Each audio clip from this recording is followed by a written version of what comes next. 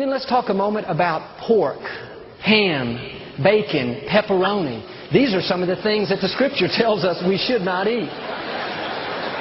The ushers have already locked the doors. And of course, this has to do with anything that comes from a pig, a hog, a swine. And I know some of you love pork chops. You love ham and cheese sandwiches. I grew up on all that. I love bacon. But for our health's sake, we have to be willing to make some changes. God knows what's best for us. And back in the Bible days, the pig was considered unclean. It was never considered a source of food. And one of the main reasons why was the pig will eat anything. A pig eats waste and garbage. This is kind of gross, but a pig will eat its own dead child. A pig will eat other sick and infected animals. They're scavengers.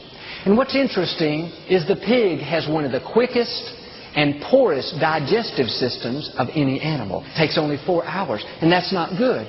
Because the digestive system is so quick and so poor, many times the toxins from the food are not properly eliminated, and they are stored in the pig's fat.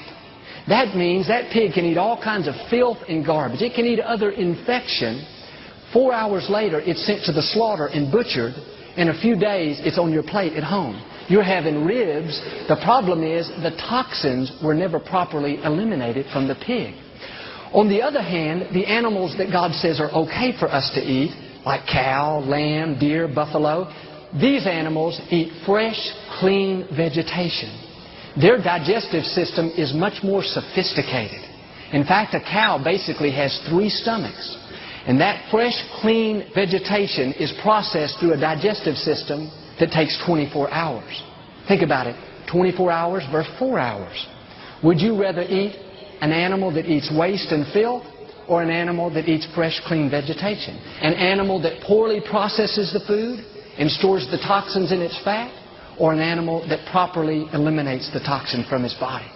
I don't know about you, but I don't want to take a chance of putting that kind of junk. We find in previous scriptures, in the Old Testament, for instance, the order for people not to eat pork. I remember in the 1950s, the people argued against it and said, oh, that was back then. They didn't have refrigeration. Now we have good refrigerators and freezers. And we know now that that's the problem, is that the meat just needs to be quickly refrigerated. And if we can just do that, then it'll be fine. In the late 1950s, they discovered it didn't work. There were other things coming out of this meat, and refrigeration didn't cure everything. 1960s, now we've got a new way to deal with it. We're going to put some chemicals in the meat. Late 1960s, whoops, that didn't work. Have to try something else. Since then, they've done what they call flash freeze.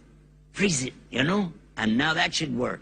But yet when they thaw it out, here comes a new set of bacteria or worms and things that they have to deal with. They've even gone to the extent of doing something with radiation treatment.